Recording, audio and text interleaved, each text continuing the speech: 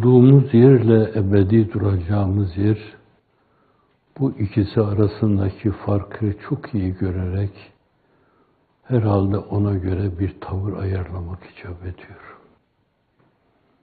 Bir muhakkaten misafirhane, Hazreti Ruhu Seyyidül Enam'ın beyanı ile ma ene illa kerhakibin istavalle tahte şeceretin thumme raha fetereka. Ne alakam var benim dünyayla? Benim durumum tıpkı işte bir yol giderken bir ağacın altında muhakkaten aram eden bir insana benzer. Sonra kalkar, bineğine biner, göçer gider, işte o kadar hepsi. Bir ağaç altında, ağaç gölgesi altında dinlenme gibi bir şeydir. Ebediyetle 50-60 sene karşı karşıya getirildiği zaman bu hiç görünmez. Mikroskopla bile göremezsiniz.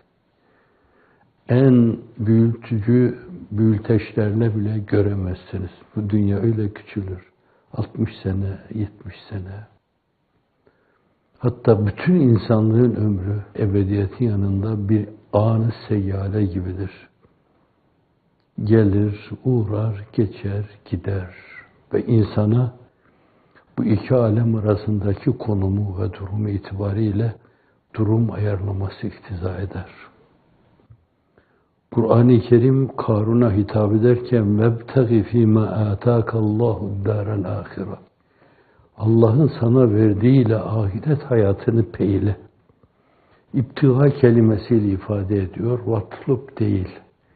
Candan, yürekten onun arkasına düş. Hep onun talebinde ol. Soluk soluğa onu takip et. Ahiret hayatı. وَلَا تَنْسَ نَصِيبَكَ مِنَ الدُّنْيَا Dünyadan nasibini de unutma. Bir yiyecek kadar, bir içecek kadar, muhakkaten yaşayacak kadar. Ferdi hayat itibariyle böyle olduğu gibi, içtimai hayat itibariyle de böyledir. Farkı yok. İnsan öbür tarafa gittiği zaman, hissi nedametle, keşkelerle orada nedametini ishar etme durumuna düşmemesi için burada hayatını çok iyi değerlendirmesi lazım.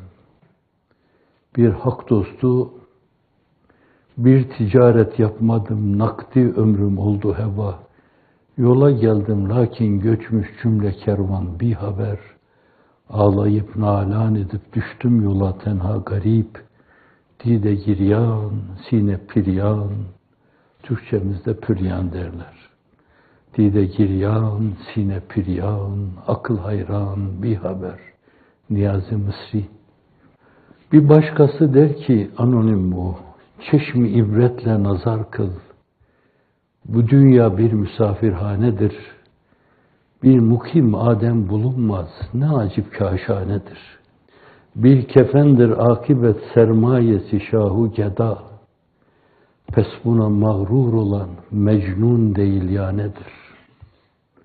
Böyle gelip geçici, bir şimşek gibi çakıp kaybolucu dünya hayatı, insan aldanıyor, gözün hep buna dikiyorsa ebedi ışığa karşı kapısını kapamış demektir.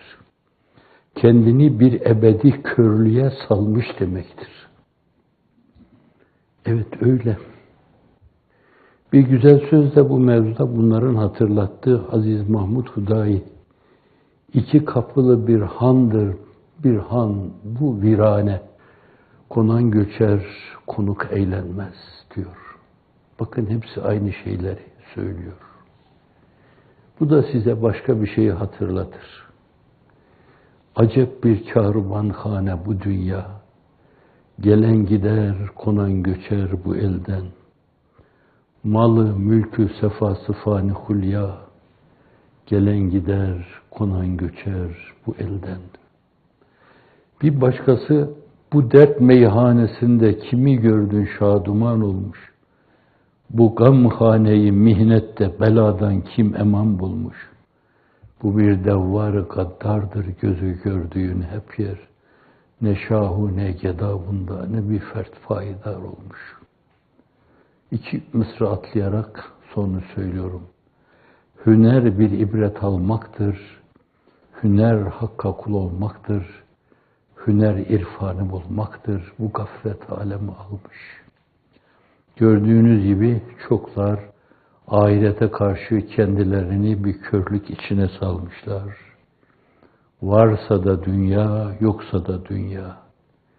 Hatta dini değerleri işte o varsa da yoksa da olan dünya uğrunda kullanarak ebedi kalacakmış gibi bu dünyada çırpınıp duruyorlar. Oysa ki ölüm demez yiğit koca, gelir bir gün ya bir gece, kefen elinde bir hoca uyar bir gün demedim mi? Bu da Yunus Emre'ye ait. Dünyaya bakarken bu mülahazalarla bakmak lazım. Onun derinleştirilmesi esasen derinlik mülahazasına insanın kendisini salması, mercan adalarına insanın kendisini salması veya tabiri diğerle güneşe doğru hep bir seyahat tertip etmesi, bitip tükenme bilmeyen bir arzuyla, bir iştiyakla, ölesiye bir koşuşla hep ona doğru koşmalı. Hep ona doğru, hep güneşe. Daha demeli. Bu tabiri de Hazreti Pir-i Mugan Ayetül Kübrası'nda kullanıyor. Hel min mezid diyor. Bu söz vaka cehenneme atılan insanlara karşı cehennemin daha yokmuş şeklinde ifadesinden alınma. Ama pozitif şekilde kullanırsanız bunu mesele Allah bilgisi, marifetullah, muhabbetullah, aşkı iştiyaku likaullah, bu ufka ulaştığın zaman bile daha yok mu, daha yok mu, daha yok mu? Ne latif şeymiş bu. Ol suyu kim iştehaman, kalbe doğar nuru cihan, verir hayatı cavidan, yandıkça yandım bir su ver. Yandıkça yandım bir su ver. Diyor bana haktan nida geldi, gel ey aşık ki mahremsin, bura mahrem makamıdır, seni ehli vefa gördüm. Bu hitapla, bu iltifatla Cenab-ı Hakk'a müteveccihen gitmek, bu fani hayatı bakileştirmek demektir. Bu mezrayı ahiret hesabına değerlendirme demektir. Onun değişik esmasının mecalisi olan, tecelligahları olan yerleri değerlendirme demektir. Ahiretin koridoru olan bu koridorda doğru yürüme demektir. Dolayısıyla bunların hepsi Allah'a karşı yürümenin, koşturmanın, ölesiye sahi etmenin ifadesidir. İnşallah sizler o yolda koşturuyorsunuz ve sonuna kadar da inşallah koşturacaksınız. Allah'tan onu dileyelim. Cenab-ı Hak bizi kendi yolunda sabit kadem eylesin. İnsanların iftihar tablosu hiç durmadan virdi zeban etmiş. Ya mukallibel kulub, sebbit kalbi ala dinik. Ey kalpleri evirip çeviren Allah'ım, benim kalbimi dinde sabit kıl diyor. Ya mukallibel kulub, sebbit kalbi ala dinik. Ya musarrifel kulub, serrif kulubena ila taatik. Kalplerin ona karşı olan o iman, izan, marifet, muhabbetle sürekli hep aynı ritimde atmalı. Nabız dinlenirken insan hep onda hu sesini duymalı. Bilmem onu öyle dinleyen hekimler var mı? Nabzın atışında hu sesini. Aslında her şey öyle hu diyor. Bir kitab-ı azamdır seraser kainat. Hangi harfi yoklasan manası Allah çıkar. Be'eyyi harfin harrekte yakulu hu. Hangi harfi yoklasan, harekete geçirsen hu ile o diye karşılaşacaksın onunla. Önce söylediğim şiir Recaizade Ekrem'e aitti. Bir kitab-ı azamdır seraser kainat. Hangi harfi yoklasan manası Allah çıkar. Celle Celaluhu. Evet. Varsın ilahi. Sen yine varsın, yine varsın. Gönlümde, ruhumda, kalbimde hep varsın. Bu da Cenab-ı Şahabeddin'e ait. Böyle yaşamak, böyle oturmak, böyle kalkmak, bulunduğumuz her yeri böylesine sohbeti cananla aydınlatmak, hep aydınlık içinde, Işık tufanı içinde oturup kalkmak. Hep ışık tufanı içinde oturup kalkmak. Yoksa hafizan Allah, Karun gibi insan kendisini zulmetlere salar. Sonra da bir gün ak sarayıyla, kara sarayıyla, turuncu sarayıyla, pembe sarayıyla, villalarıyla, filolarıyla hasredilir, yerin dibine batırılır. Her şeyiyle batırılır. Batırıldı mı, batırılmadı mı? Nice servi revancanlar, nice gül yüzlü sultanlar, nice Husrev gibi hanlar, hepsi geldikleri gibi gitti, toprağa gömüldü ve sizin ayaklarınızın altında kaldılar. Girdiğiniz o çukurdan adeta melekleşerek ona doğru melekut aleme, üveyikler gibi kanat açma varken, ayaklar altında çiğnenen mahluklar haline geldiler. Evet. Bu da bana şu ayeti bugün Mümin suresindeki anlatıyor. Ve üffevüde emri ilallah innallah basirun bil ibad. Mümin ali Firavun. Fevekahullahu seyyiati ma mekeru ve hâka bi ali Firavun su'l azab. Ali Firavun'u da sadece Firavun'a değil, onun aldattıkları da var. Öbür tarafta da yakasına yapışacaklar. Bu bizi aldı, sürükledi, götürdü. Sabah akşam berzah hayatında gidecekleri yer, o kötü akibet onlara değişik kareler halinde hep gösterilecek. Kendilerini o karenin içinde görecekler. Ahirette de doğrudan doğruya onun içine yuvarlanacaklar. Hafizan Allah, sadece muvakkat işte, güneşe göre bir zerreye ölçüsünde bile, bir zerreye bile tekabül etmeyen bu dünya hayatına tapan dünya perestler, kella bel tuhibbunel acile ve tezerunel ahire vücuhun yevme izin nadire, Allah öyle eylesin inşallah. Ve vücuhun yevme izin basire tezunne yuf'ale biha fakir. Allah ölü olmadan da muhafaza buyursun. Bir, ayaklar altında çiğnenip lanet ile yad edilme var. Bir de takdirle yad edilip yad-ı cemil olma var. Bence seçeceğimiz yolu çok iyi seçmemiz lazım. Bu misafirhaneyi çok iyi değerlendirmemiz lazım. Bu misafirhane ile ebedi ikametgahı peylemek lazım. Çok küçük bir şey, 5 kuruşluk bir şey. Fakat onu bana verin diyor. İnna Allah iştera minel müminine enfusehum ve emvalehum. Hepsi 5 paralık şey. Ve enne lehumul cennet. Babayı mukabele. Cennet karşılığında satın almak istiyor. 5 parayı verin, ben size onu vereyim. Ebediyeti vereyim diyor. Efendim, insan Cenab-ı Hak o değerlendirmeye muvaffak kılsın. Bu meseleyi iyi değerlendirdiği zaman bu fani hayatı, baki hayatı peylemeye müsait bir sermaye haline getirebilir. Ebedi hayatı bununla elde edebilir Allah'ın izni, inayetiyle. Hatta bunun bir zerresi bile bazen.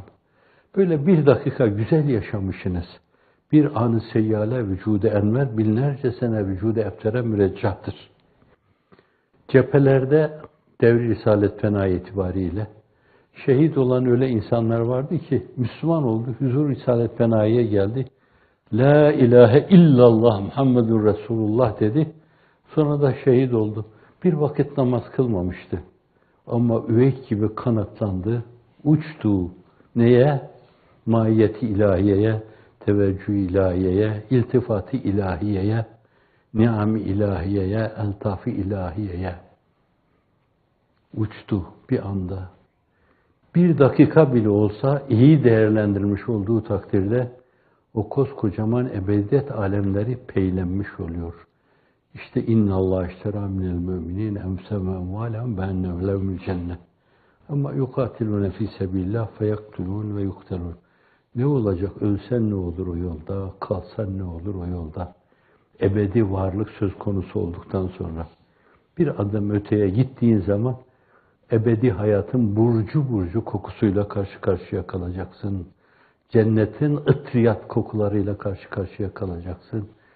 Kur'an-ı Kerim'in ifade buyurduğu gibi İnnellezîne kâlu rabbunallâhu sümme istakâmû tetenezzelu aleyhimul melâike ellâ tehâfû ve lâ tahsenû Korkmayın, tasalanmayın. Ella tehâfû ve lâ tahzenû ve ebşirû bil cennetilleti kuntum tu'adûn. Muştular olsun, müjdeler olsun size sizin için vaat edilen cennetle diyecekler. Ve geriye dönüp baktığında meğer ne vermiş, ne feda etmiş, neyi elde etmişim. Cenab-ı Hak o basireti ihsan eylesin, o lütfle lütuflandırsın inşallahü teala. Esasen ebediyeti kazanma adına insan önden mızrak yese ne olur, arkadan mızrak yese ne olur? Fakat insan olarak hani Risale'de ve Çağrı'da Hazreti Hamza Efendimiz'in bağrından yediği mızrak sanki benim bağrıma saplanmış gibi. Çevrede de, dizide de orada rol oynayanlardan bir tanesi o manzarayı görünce deliriyor adeta. Pencereye doğru koşuyor ki iyi bir temsil ifadesiydi o. Hazreti Hamza'ya karşı öyle. Biri Maune vakası, o insanlar esas ehli irşad istemişler, talimciler, muallimler istemişler. İnsanlığın iftihar tablosu da Hudeybiye müsalahasının onlara açtığı o yolda, bir yönüyle güzergah emniyeti sağladığı o yolda, dünyanın dört bir yanına yayılmışlar veya bölgenin dört bir yanına yayılmışlar. Her yerde La ilahe illallah Muhammedur Resulullah bayrağını dalgalandırıyorlar Allah'ın izni inayetiyle. Antırparantez burada, onun için sahabi Mekke fethine fetih değil, Hudeybiye sulhuna fetihtir. Çünkü Mekke fethine kadar, Medine dahil esasen, inanan insanların birkaç katı esasen, o sus sayesinde, yani güzergah emniyeti sağlanması sayesinde, insanlar, Müslümanlar istedikleri her yerde gezebiliyorlardı. Akrabalarına uğrayabiliyorlardı.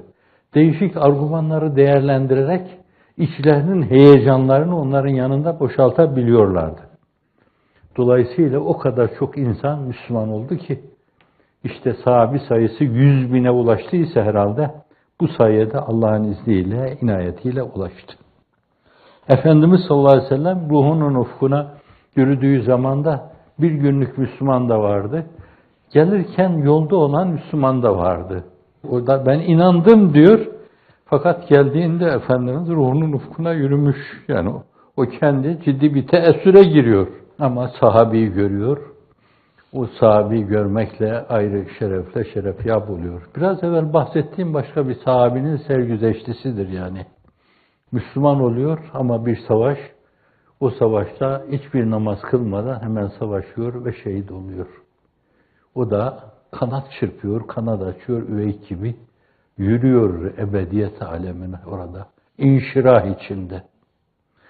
3 günlük Müslüman olanlar var, 1 aylık Müslüman olanlar var. Bazılarına göre Ebu Hüreyre 8 sene evvel, bazılarına göre de Efendimiz'in ruhunun ufkuna yürümeden 3 sene evvel geliyor. Devs'in arslanı, en çok Efendimiz'den hadis rivayet eden sahabi. Çünkü başını o eşeğe koymuş hep, o suffede yatıp kalkmış, hatta hiç yemeği içmeyi düşünmemiş, hadis ricali okurken gördüğümüz gibi, bazen o minberle esas Efendimiz sallallahu aleyhi ve sellem hücre-i saadeti arasında açından bayılır düşermiş de, bu saralı falan derlenmiş.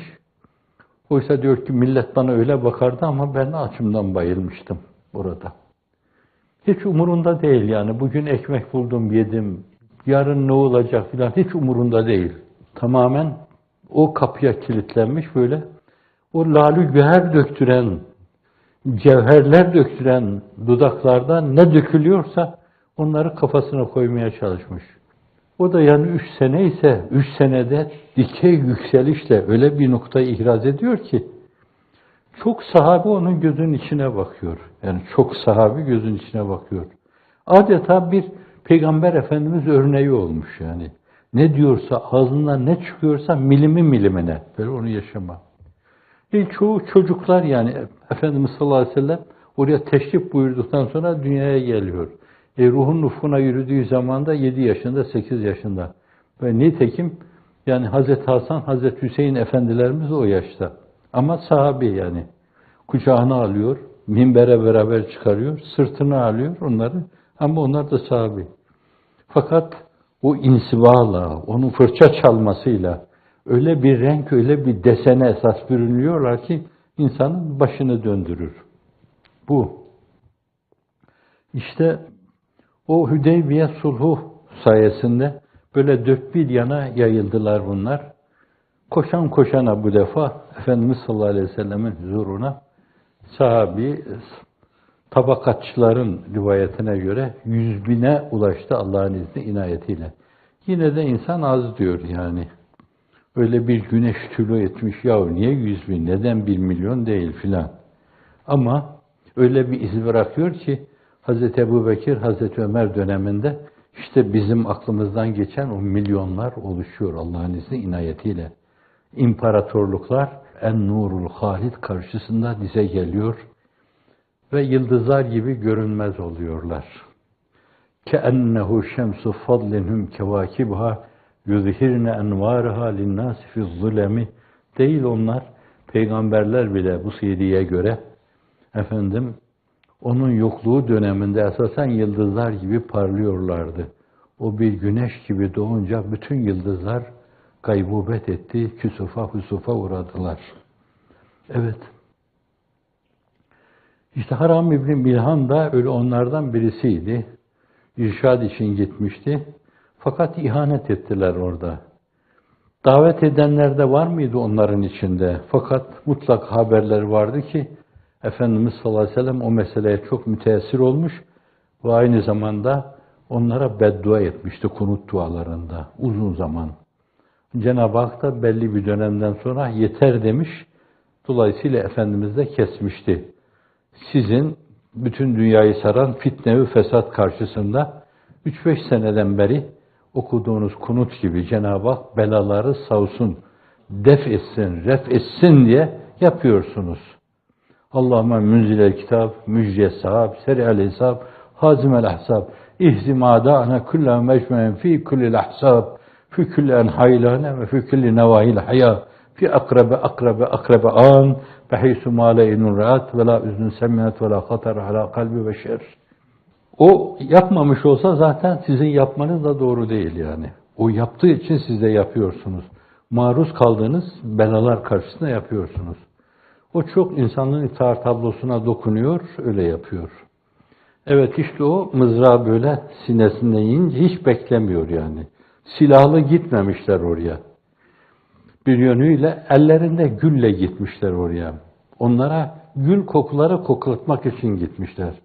Ama gözü dönmüş hainler, hani günümüzde bazı karıncaya basmaz insanlara, efendilere, karıncaya basmaz efendilere, terörist dedikleri gibi.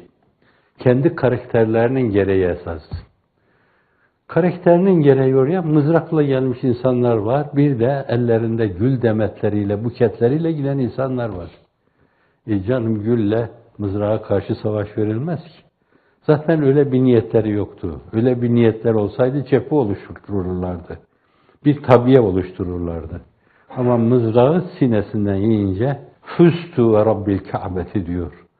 Kabe'nin Rabbine yemin ederim ki kurtuldum diyor. Demek ki daha o esnada esasen gördüğü bazı şeyler oluyor. Belki Cenab-ı Hak doğrudan doğruya teveccüh buyuruyor. Belki Allah Resulü teveccüh buyuruyor. Belki melekler hoş geldin falan diyorlar. Ey Haram İbni Milhan diyorlar. Şimdi meselenin şeyi bu. Serencamesi bu. Biraz evvel temas edilen ayetle mesele irtibatlandırılarak diyebilirsiniz yani. Birileri bilerek dünya hayatını ahiret hayatına tercih ediyorlar. Ama birileri de innallâhe işterâ minel mü'minîne enfusehum ve emvâlehum ve enne lehumul cenne yukatilûne fî sebîlillâh feyaktulûn ve yuktelûn va'den aleyhi hakka. Cenab-ı Hak tarafından bir hak olarak değişmez, la yetebeddel bir vaad olarak onlara vaat ediliyor. Allah yolunda her şeye katlanmaya raziler bir yönüyle. Bu iştiyakla zannediyorum Musab yani bu iştiyakla insanların iftihar tablosunun önünde kalkan gibi sağ kolunu kullandı, kalkan gibi sol kolunu kullandı Ve sonra da bir boynu kalmıştı. Hala canlıydı. Bir kalkan, yukarıya doğru kalkan kılıç karşısında bu defa boynunu uzatmıştı. Orada da bir kılıç yemiş. Ben gerisini siyerde görmedim. Fakat inandığım, ilmi oldukça ileri olan bir vaiz efendinin vaazını dinlemiştim. Yüzünü yere kapatıyor, görünmek istemiyor. Yüzünü kapatıyor yere. Niye böyle diyenlere orada işte ifade edebildiği kadar diyor ki, hala başın üzerindeyken Allah Resulü'nün başına eğer bir kılıç indiyse Allah sana sorar onu. Evet. Musab kahramanlığı. Abdullah İbni Cahş arkadaşı anlatıyor onu. O da Uhud Savaşı'nda bir kayanın dibine çömelmiş, dize gelmiş, yalvarıyor. Allah'ım bir kılıç kolumu koparsın, öbür kılıç kolumu koparsın, boynumu alsın, senin huzuruna kanlar içinde geleyim. Sen bana de ki Abdullah sana ne oldu?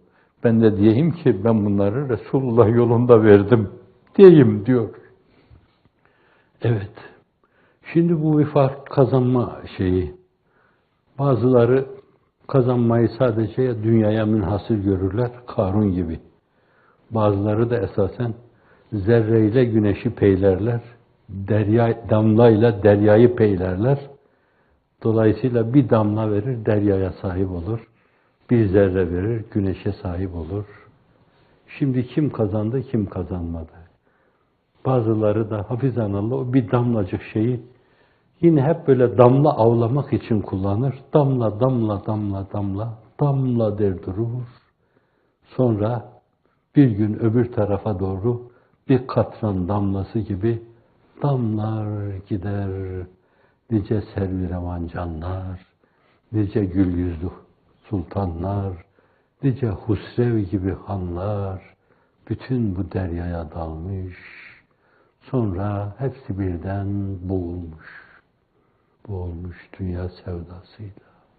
O varsa esas kazanmış sayılırız. Şimdi yürüdüğünüz yolda hedeflediğiniz, niyet ettiğiniz ufuk neyse şayet onu kazanmış sayılırsınız. Güneşi peylemiş sayılırsınız. Bahri muhiti peylemiş sayılırsınız, kazanmış sayılırsınız. Müminin niyeti amelinden hayırlıdır. İnnemel amalu bin niyat ve innemâ likulli imri'in mâ nevâ. Buhari'nin ilk hadisi şerifi. İnsana niyet ettiğinden başka ne vardır ki? Dolayısıyla kazanmışsınız. Ha bunun ötesinde esasen bugüne kadar dilbeste olduğunuz, gayeyi hayal haline getirdiğiniz ve onu çok önemli bir şey gördüğünüz ve zaten önemli bir şeydir. Başka bir şey düşünerek siz dünyanın dört bir yanına saçılmadınız. Her yanda ruh-u revani Muhammed'i şehbalaşsın diye saçıldınız. İsterseniz bu da olsun yani. Durdurulduğu yerden bir yönüyle veya durdurulmaya çalışıldığı yerden yine Allah'ın izni inayeti yetişsin. Cenab-ı Hak zalimin, hainin, fasıkın kolunu kanadını kırsın. Allah'tan bulsun. Ve siz de yeniden işi bıraktığınız yerde o emaneti yüklenerek bu gayeyi hayal istikametinde koşmaya devam edeceksiniz. Siz bir yere kadar götüreceksiniz. Sizden evvelkiler meseleyi bir yere kadar getirdiler. Sonra emanet olarak size devrettiler. Dediler ki bunu alın, şu hedefe doğru götürün dediler. Siz de aldınız, bir yere kadar getirdiniz. Bir kısım gulyabanilerle karşılaştınız. Dolayısıyla engellemeye başladılar. Belki muhakkaten vites değiştirme durumunda kaldınız. Düşürdünüz 16 vitesini, 5'e 6'ya düşürdünüz, 4'e düşürdünüz. Eskiden o kadardı zaten. Bazen rolantiye aldınız filan. Ama her zaman hemen bir fırsat doğunca yeniden vitesi değiştirip yürümeye, yeniden azmirah etmeye amade ve teşne bulundunuz. Efendim bu da sizin hakkınız yani. Bunu istemede de bir mahsur yok. Belki onu isteme de yine öbür alem esas. İstediğiniz şey, başta istediğiniz şey hesabına bu da farklı bir isteme yoludur yani. Yine onu istiyorsunuz ama üslup farklılığı içinde onu istiyorsunuz. Allah'ım senin namı celilin her yerde şehvalaşsın. Ey Resul, senin namı celilin her yerde şehbalaşsın. Bizim gibi fakir, hakir, müsin, günahkar insanları efendim bu kaderi program içinde istihdam buyur. Bizi bununla şereflendir mülahazası. Bizleri birer hiçten ibaretiz. Hiç ender hiçiz. Aciziz, fakiriz, muhtacız, zeliliz, perişanız, derbederiz. Mahviyet içindeyiz. Ama tek ümidimiz senin bizi bununla şereflendirmen. Senin namı celilini ona muhtaç olan gönüllere duyurman. Evet. İnsanlığın iftihar tablosu bu heyecanla yaşadı. Bu heyecanla ruhunun iklimine yürüdü. Dolayısıyla bu niyetle oturup kalkıyorsanız Cenab-ı Hak yeniden o imkanları lütfettiği zaman işi bıraktığınız yerden alırsınız. Atınızı yine mahmuzlarsınız. Elinizdeki gül demetleriyle, buketleriyle dünyanın dört bir yanına sevgi mesajlarıyla gidersiniz. Gittiğiniz her yerde sohbeti cananla gönüllere İsrafil gibi hayat üflersiniz. Diriliş üflersiniz. Topyekün dünyaya bir bahsubadel mevt yaşatırsınız Allah'ın izni inayetiyle. Birincisi evvelen ve bizzat, ikincisi eski tasavvurun mantıktaki ifadeyle saniyen ve bil araz.